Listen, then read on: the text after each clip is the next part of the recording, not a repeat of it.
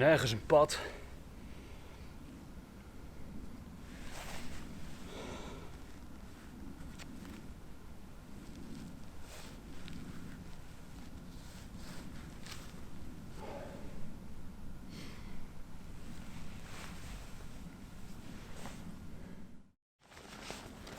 Het wordt donker. Ik ben echt kats verdwaald.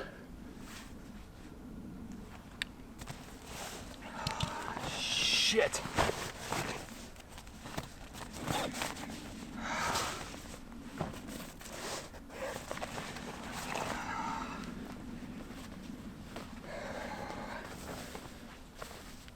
Binnen nu en een uur is het donker.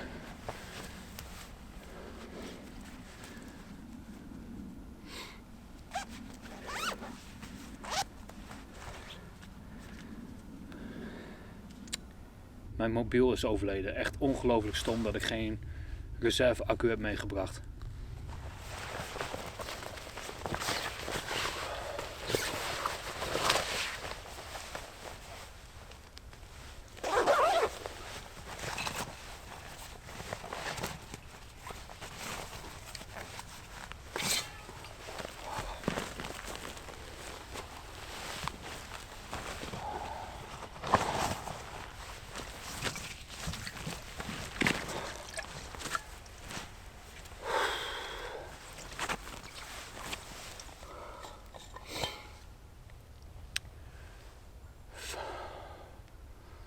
Bijna 4,5 uur aan het ronddwalen.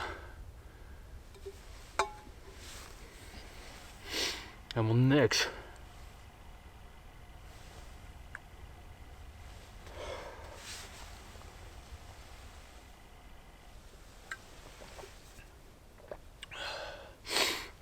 Ik heb wel verteld waar ik heen ging en voor het donker weer terug zou zijn. Maar ik heb hier achteraf wel een beetje laconiek over gedaan.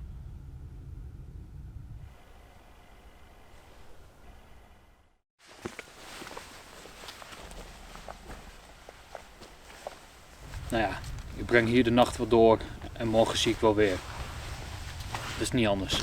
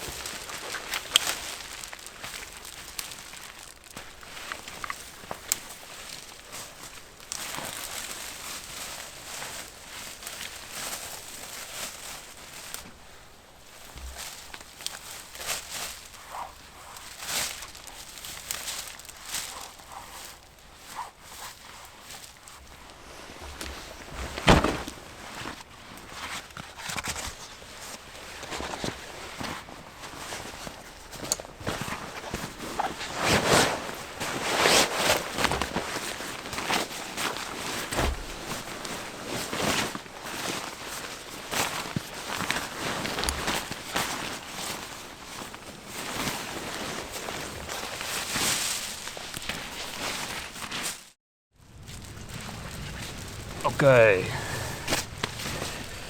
Outdoor strijders en strijderinnen. Nou, ik ben begonnen met een 72 uur survival scenario / training. Wederom het Lost Hiker scenario. En het is vandaag maandag en het scenario is vanmiddag om 11:15 begonnen. Nou, sindsdien heb ik niet meer gegeten en daarvoor heb ik 2 broodjes gehad. En ik ben inmiddels 15 kilometer verder. Ik ben een aantal uren aan het lopen. Dit alles om een klein beetje vorm te geven aan het scenario. Nou, de Lost Hiker. In het scenario ben ik de weg kwijtgeraakt. Mijn mobiel is inmiddels overleden. Ik ben gaan dwalen. En inmiddels een paar uur verder. En het is echt katsdonker. Nou, als het licht hier uitgaat, je ziet geen hand voor ogen hier. Dus als het echt zou zijn, dan zou het best wel beangstigend zijn. Nou, ik ben mijn prio's aan het uitvoeren momenteel. Ik heb mijn shelter gereed. Door middel van een alu-dekentje en wat natuurlijk materiaal. Een ondergrond heb ik gemaakt. En ik heb mijn bivakzak bij me.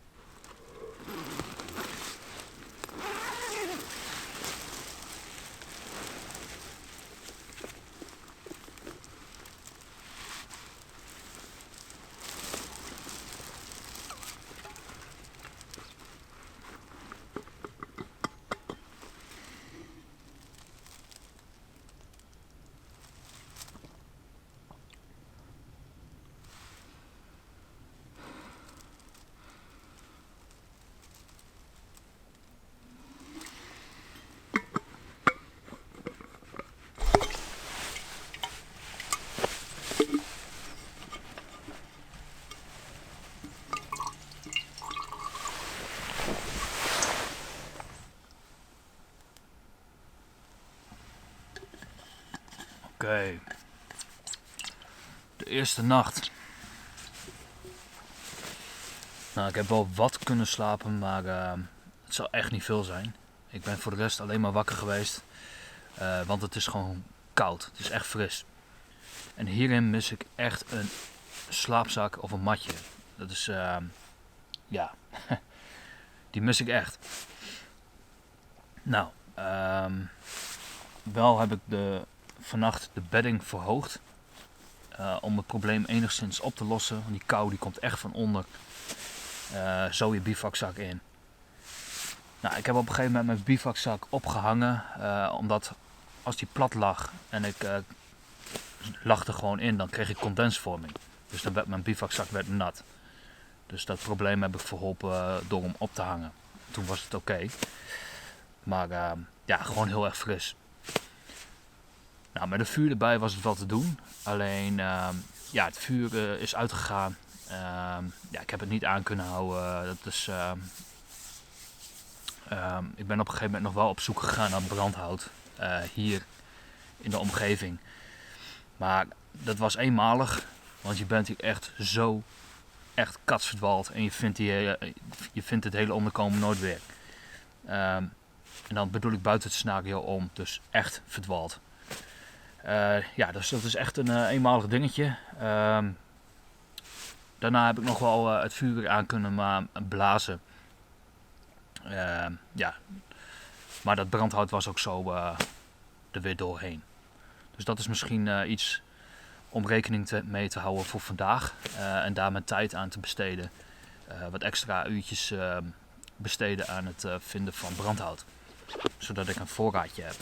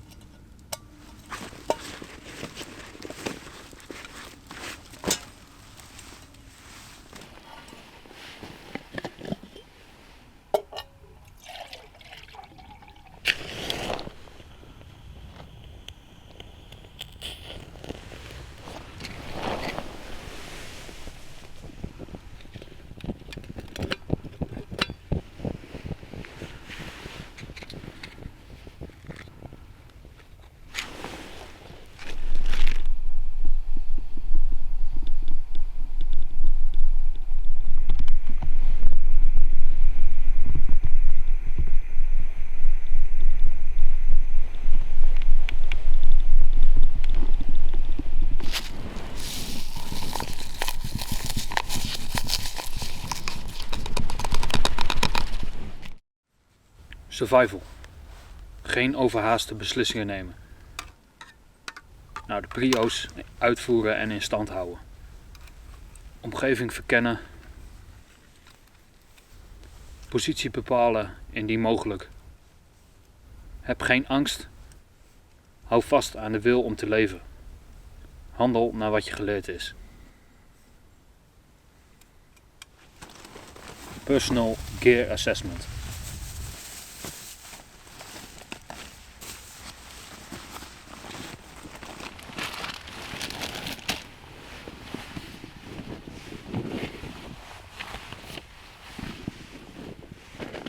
Oké, Personal Gear Assessment. Alle spulletjes netjes uitlijnen om te kijken wat je bij hebt, zodat je niks vergeet te gebruiken. Nou, als voorbeeld. Ik heb hier de mouwen van de bivakzak. En die had ik gisteravond best kunnen gebruiken. Die zaten netjes in mijn rugzak, in de voederaal van de bivakzak. En ja, ik was dus vergeten dat ik ze bij ze had. Nou, dus deze Personal Gear Assessment heeft nu al zijn vruchten afgeworpen. Nou, zo moet je het een beetje zien. Nou, het Lost Hiker scenario. Het is inmiddels dik herfst. Ja, het is al echt vrij fris 's avonds. Dus enigszins voorbereid. Ik heb bijvoorbeeld een brandetje mee, die neem ik normaal ook mee als ik ga lopen en dergelijke. Maar ja, toch enigszins onvoorbereid als het gaat om een overnachting. Dus het is echt een ongeplande overnachting. Dus ik heb eigenlijk alleen maar mijn hunterbag bij me, mijn bivakzak. Ja, dit aludekentje is leuk. Maar normaal gesproken heb ik daar een poncho voor of dergelijke. En als ik gepland de nacht door ga brengen, dan heb ik een slaapzak mee en een matje. Oké, ik zal zo meteen even een overzichtshot maken van alle spulletjes die hier liggen. Nog één ding wil ik wel toelichten. Dat is voedsel. Ik heb een noodrantsoen samengesteld met 3 blokjes. 3 high energy bars erin. Nou, deze zijn elk ongeveer 500 calorieën. Zoiets al 570 calorieën.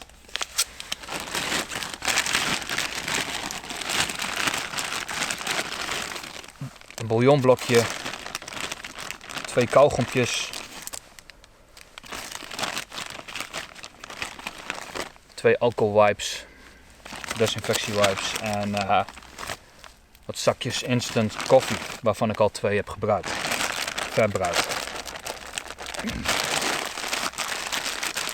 Nou, daarnaast niet het typische voedsel wat een hiker mee zal nemen, maar ik heb ook een aardappel mee, een wortel en een ui.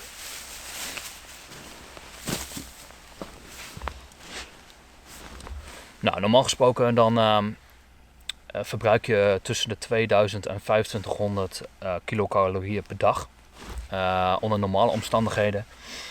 Nou, dit zijn niet de normale omstandigheden. Het is koud, ik ben buiten, ik moet heel wat taakjes doen. Ik heb al een stuk gelopen, onderkomen gemaakt enzovoort. Dus ik moet het met knap minder voedsel af dan normaal. Nou, daarmee zet ik kracht bij aan dit scenario.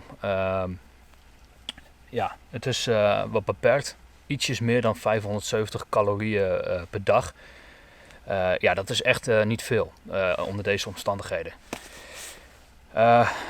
Ja, ik ben al enigszins aan het ransoneren, want ik heb nog niet gegeten.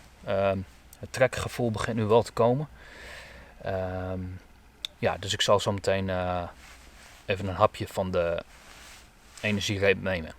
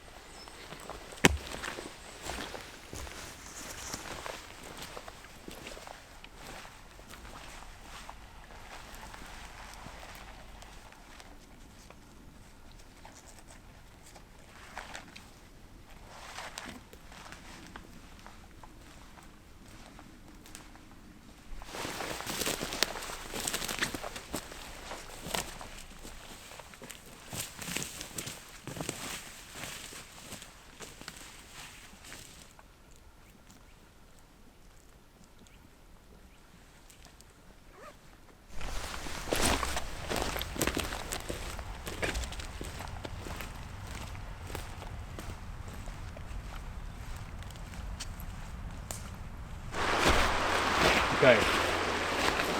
Nou, ik was op zoek naar water en ik heb een probleempje.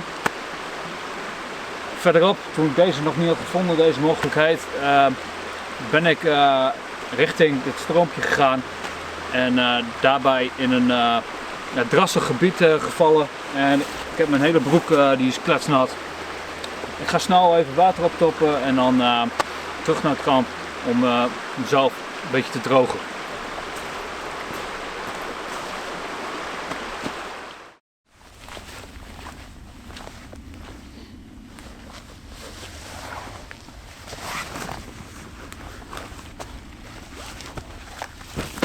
Oké, aankomst bij het onderkomen.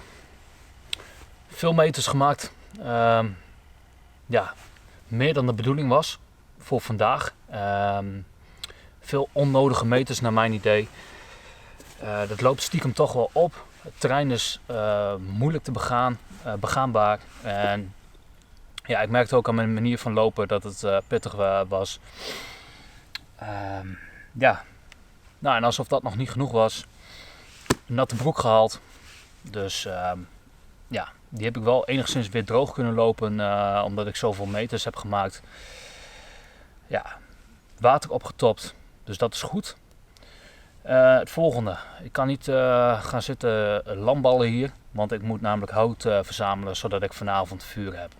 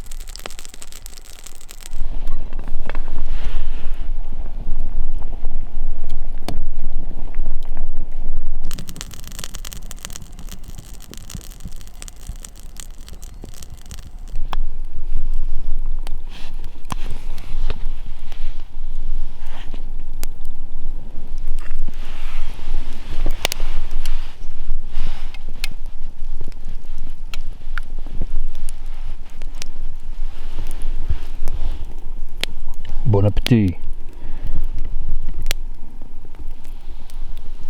Oké, dat heeft heerlijk gesmaakt. Om gelegenheid te nemen van het feit dat er vuur is, ga ik ook nog even warm water koken. Mijn schoentjes die staan te drogen en mijn sokken ook. Langzaam maar zeker komt het dan weer goed. Nou, van het warme water wat ik nu op heb staan, ga ik een kruik maken.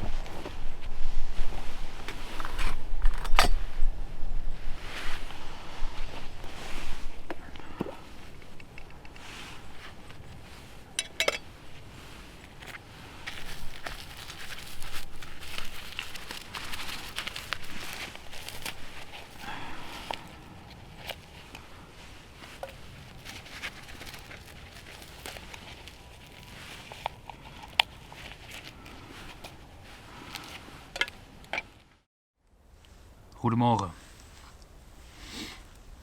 Tweede nachtje. Ja, ik voel me best wel geradbraakt. Het is gewoon heel erg koud geweest. En ik had gehoopt dat mijn bivakzak meer warmte zou geven. Dus ik heb een tweede aludeken gebruikt voor in de bivakzak. En ik heb gebruik gemaakt van een warme kruik. En die heb ik tot 2 keer toe verwarmd. En ja, die hebben er me eigenlijk zo'n beetje doorheen gesleept. Dus dat is ook iets om te doen voor vannacht. Ja, ik merk al wel bij het uitvoeren van simpele taakjes dat het wat minder gaat al. Ja, zoals ik al zei, ik voel me best wel geradbraakt. Ik heb een beetje opstartproblemen. Het is vandaag woensdag trouwens en we gaan eens kijken wat vandaag allemaal met zich meebrengt.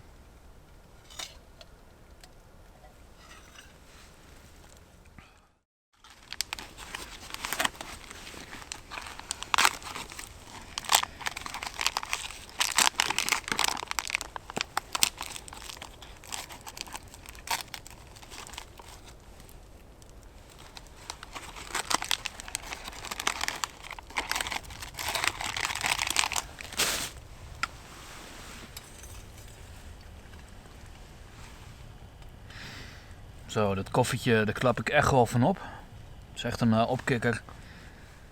En ik moet even wat eten.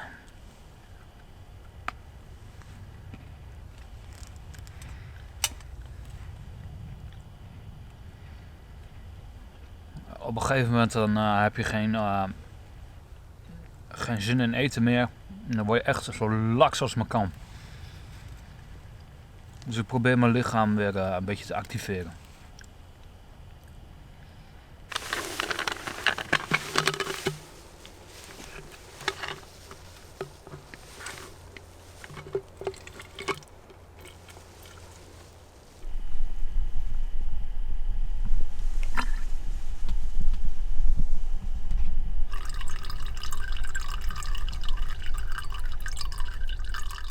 Een stukje toelichting van deze 72 uur. Dit is de eindoefening van de Fred Outdoor Survival serie. Nou, tot nu toe een vrij pittige beleving. Waarom 72 uur? Nou, statistisch gezien worden de meeste survival situaties binnen 72 uur beëindigd. Maar ja, dit hangt natuurlijk echt af van de situatie. Nou, deze simulatie is niet bedoeld om mezelf helemaal kapot te laten gaan. Daar is het echt niet voor bedoeld. Ik heb een aantal spullen, een aantal items meegebracht om aan mijn survival prio's te voldoen. En ik heb daarin bepaalde verzwaringen ingebouwd. Nou, een van de verzwaringen die ik heb ingebouwd, dat is de ongeplande overnachting. Ja, dus geen matje, geen slaapzak. Ik heb alleen mijn bivakzak mee en 2 aludekens. Dus ja, deze verzwaring is ook zeker weten gelukt. Zonder twijfel. Nou, zaken zoals vuur heb ik goed voorbereid. Ik heb alleen geen aansteker mee. Water ook goed voorbereid. Allemaal spulletjes mee om water te kunnen filteren en dergelijke. Dus het is goed om in deze situatie gehydrateerd te blijven. Ja, anders ga je ook op dat gebied gewoon echt stuk. Oké, voedsel. Ook een verzwaring ingebouwd. Iets meer dan 570 kilocalorieën per dag. Ja, is echt heel minimaal. Ja, dus die verzwaring is ook zeker merkbaar dus gelukt. Kleding. Nou, ik zou hier echt, maar dan ook echt niks van willen weglaten van wat ik nu bij me heb. Ja, want anders dan zou ik echt helemaal stuk gaan hier. Nou, al met al een vrij pittige survival training. En ik moet nog een dag. Ja, het is even doorbijten. So far so good. Het valt niet echt heel erg tegen, maar ook niet heel erg mee. Ja, ik ga zo meteen weer verder met mijn prio's onderhouden, want daar ben je continu mee bezig. En ja, stel je voor, ik had bepaalde items die ik nu heb meegebracht niet mee. Rond deze tijd van het jaar, met deze temperaturen, ja, dan had ik echt een flinke uitdaging gehad. Dus al met al een goede bewustwording van het principe. Oké, ik ga weer on the move. Ik ga op zoek naar water. En dit keer ga ik niet in de plomp vallen.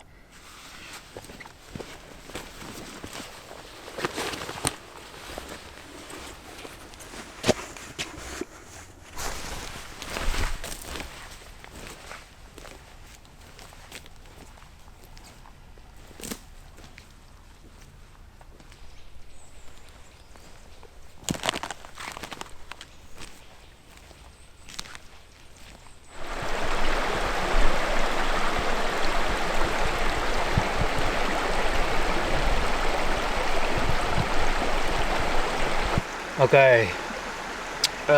Een stuk verder lopen dan de eerste en de beste waterbron. Maar ik neem geen onnodige risico's meer. En zeker niet wetende dat deze plek dat die er is en goed begaanbaar is. Nou, daar heb ik wel wat extra meters voor over.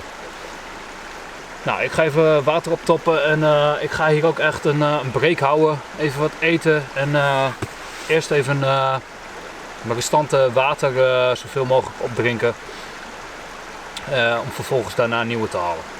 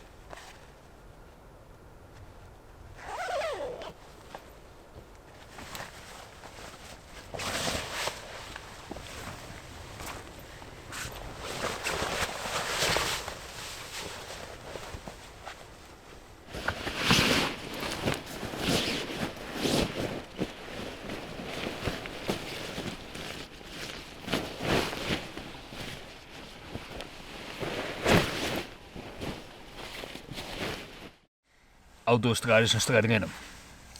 Daar zit ik weer. Ik heb hout verzameld voor vannacht. Het wordt vroeg donker, zoals jullie weten. En ik ga mijn tactiek ietsjes aanpassen. Ik heb mijn onderkomen ietsjes aangepast. Omdat ik de aludeken nu in mijn bivakzak gebruik. Dus ik ga ietsjes verder in het onderkomen liggen vannacht. En gewoon op de bivakzak manier. Zonder hem op te hangen. Want ja, hij wordt kletsnat door de condens. Hoe je het went of keert. Dus dat is echt een nadeel. Hopelijk kan ik hem een beetje drogen bij het vuur. Zodat het niet beschadigt. Dus op een veilige manier. Ja, dat zal wel een uitkomst zijn. Goed, voor morgen.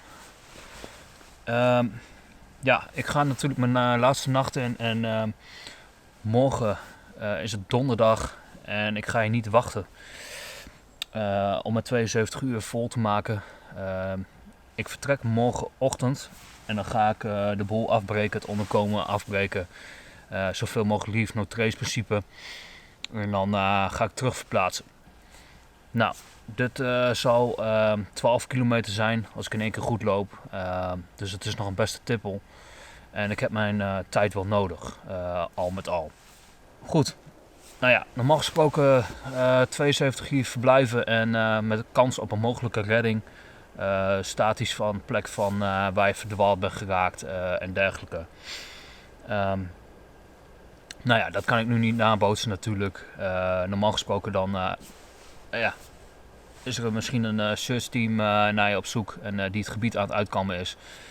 Nou, in dat geval dan geldt zoveel mogelijk het leave at trace principe. Dus maak zoveel mogelijk gebruik van signalen en dergelijke. Maar ja, dat is nu een beetje lastig na te bootsen. Dus dat. Tot zover. Hoe het allemaal gaat lopen.